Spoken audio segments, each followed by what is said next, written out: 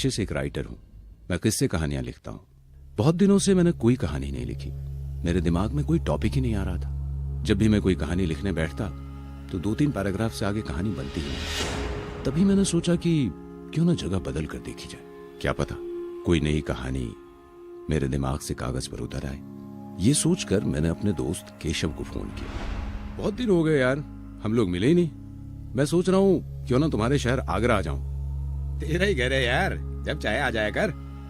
अबे हो, अब तू फोन रख, मैं आ रहा तेरे शहर तुमसे मिलने। मैंने अपना जरूरी सामान पैक किया और रेलवे स्टेशन पहुंच गया। टिकट काउंटर से टिकट लेकर मैं प्लेटफॉर्म पर पहुंच गया। थोड़े समय बाद ही हॉर्न देती हुई एक ट्रेन उस स्टेशन पर रुकी। मैंने अपना सामान उठाया और ट्रेन के अंदर विंडो वाली सीट पर बैठ गया। ट्रेन चल पड़ी।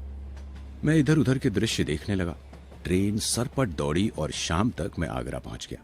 मेरा दोस्त केशव मुझे स्टेशन पर लेने आ गया। मैं उसकी गाड़ी में बैठा और हम लोग उसके घर की तरफ निकल पड़े। उसका घर ताजमहल से कुछ 4-5 गलियां छोड़कर था। बातों ही बातों में केशव ने मुझे बताया कि कल पूर्णिमा है। पूर्णिमा का नाम सुनते ही मेरे दिमाग में एक बात आई। यार, मैंने दिन में तो बहुत बार ताजमहल देखा है, मगर रात में कभी नहीं देखा। जो ताजमहल दिन में इतना सुंदर और मनमोहक दिखाई देता है, वो रात में कैसा दिखता होगा? जब सफेद चांद की रोशनी सफेद संगमरमर की इस इमारत पर पड़ती होगी, ये किसी स्वर्ग से कम नहीं लगता होगा। केशव ने हाँ में सिर हिलाया और कहा, मैं तुम्हें जरूर कल रात ताजमहल दिखाने ले जाऊंगा। तब तक हम लोग उसके घर पहुंच चुके थे। घर पहुंचकर हम लोगों ने खाना खाया। दिन भर सफर के कारण मैं थक चुका था। बेड पर गिरते ही मुझे नींद आ गई। सुबह होते ही मैं और केशव सारा काम निपटाकर ताजमहल की तरफ चले गए। पर हम लोगों को रात की टिकट नहीं मिली, क्योंकि रात में ताजमहल सिर्फ 400 ही लोग जा सकते हैं, वो भी रात के 11 बजे तक। हम दोनों लोग निराश होकर घर लौट आए। यार, मेरा बहुत मन है रात में ताजमहल देखने का। तू तो यहीं रहता है, कोई तो रास्ता होगा रात को ताजमहल जाने का?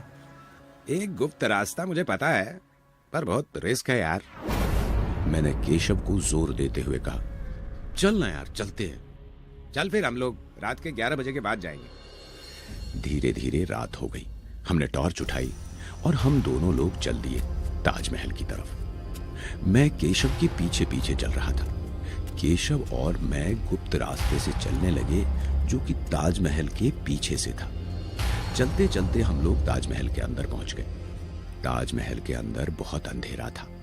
दिन में ये ताजमहल अंदर से जितना अच्छा लगता है, रात में उतना ही वीराना और खतरनाक लगता है। मानो जैसे कि रात की ये चुप्पी कितने ही राज अपने अंदर समाये बैठी। फिर मैंने और केशव ने अपनी टॉर्च ऑन कर ली और धीरे धीरे आगे बढ़ने लगे। मैं जल्दी से बाहर पहुंचना चाहता था, क्योंकि मुझे ताजमहल के गुंबद पर पड़ते चांद की रोशनी देखनी थी। उस रात हमारे जूते की टप टप एक डरावनी आवाज पैदा कर रही थी। चलते चलते हम लोग एक बड़े हॉल में पहुंचे। हम दोनों की टॉर्च कभी बंद हो जाती, कभी फिर से ऑन हो जाती। अचानक से हम दोनों की टॉर्च बंद हो गई और वहां फैल गया एक घोर अंधेरा। अंधेरा बहुत ही घना था और तभी वहां कोई चीज मेरे माथे से टकराई। मेरे बदन में सिहरन दौड़ गई। जल्दी से मैंने टॉर्च को अपने हाथ पर जोर से मारा तो टॉर्च ऑन हो गई। मैंने जल्दी से टॉर्च की रोशनी ऊपर की। उस रोशनी में मुझे एक भयानक चमगादड़ फर फर करके भागता दिखाई दिया। फिर वहां एक तेज रोशनी हुई, जिससे हम दोनों की आंखें बंद हो गई। जैसे ही हम दोनों की आंखें खुली, सामने का नजारा देखकर हम लोग दंग रह गए। जिस ताजमहल में अभी तक अंधेरा और सन्नाटा पसरा हुआ था, अब वहां हमारे सामने एक दरबार सजा हुआ था। सिंहासन पर एक आदमी बैठा हुआ था और उसके आगे एक मंत्री बैठे हुए थे। राजा के सामने कतार में 22 लोग खड़े थे। देखने से वो लोग मजदूर और कारीगर लग रहे थे। तभी मैंने केशव से पूछा, क्या तू भी वही देख रहा है जो मैं देख रहा हूं? केशव ने डरते हुए कहा, हाँ, चुपचाप खड़ा रह, बस जो होता है होने दे। अब वे लोग राजा से रहम की भीख मांग रहे थे। राजा ने सैनिकों की तरफ इशारा किया और सैनिक उनके हाथ एक एक कर उन्होंने 21 लोगों के हाथ काट दिए। हाथ कटते ही वो सुंदर ताजमहल दर्दनाक चीखों से गूंज उठा। चीखें इतनी डरावनी थी कि किसी का कलेजा मुंह से बाहर आ जाता। अब एक ही कारीगर के हाथ बचे थे। वो बहुत गिड़गिड़ा रहा था।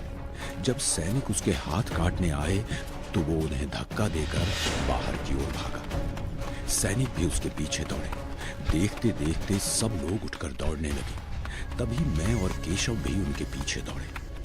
मैंने देखा कि वो आदमी ताजमहल के मेन गेट को चीरते हुए पास की यमुना नदी में कूद गया। उसके कूदते ही वे सब लोग भी गायब हो गए। उनके गायब होते ही हम लोग भी होश में आ गए। तभी मैंने केशव से कहा, यार जल्दी चल यहां से। पर केशव वहां से हिल ही नहीं रहा था, बस चुपचाप नदी की ओर देखे जा रहा था। मैंने उसे पकड़कर जोर से हिलाया। तब उसने मुझे धक्का देकर दूर फेंक दिया और नदी की तरफ दौड़कर उसमें कूद गया। उसके कूदते ही मैं तेजी से दौड़ा और उसे बचाने की कोशिश करने लगा। मैंने उसकी तरफ हाथ बढ़ाया। केशव ने मेरा हाथ पकड़ा। उसकी आंखें एकदम लाल हो चुकी थी, जैसे कि उसकी आंखों में किसी ने जलता हुआ कोयला रख दिया हो। उसने मुझे भी अपनी तरफ खींच लिया। मैं भी नदी में गिर गया।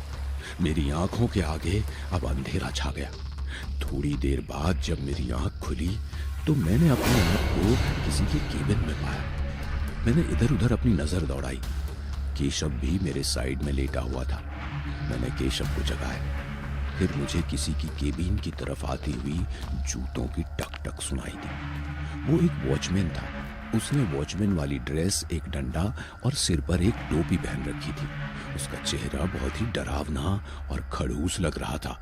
उसने आते ही हम लोगों से पूछा, तुम लोग इतनी रात को यहाँ क्या करने आए थे? क्या तुम लोगों को पता नहीं रात में यहाँ आना वंचित है? फिर भी तुम लोग बहुत किस्मत वाले हो जो उस भूत से बच गए। एक बार मेरे साथ बिल्कुल ऐसा हुआ था जब मैंने नई नई ड्यूटी ज्वाइन की थी। मैं भी ताजमहल के शापित हिस्से में चला गया था।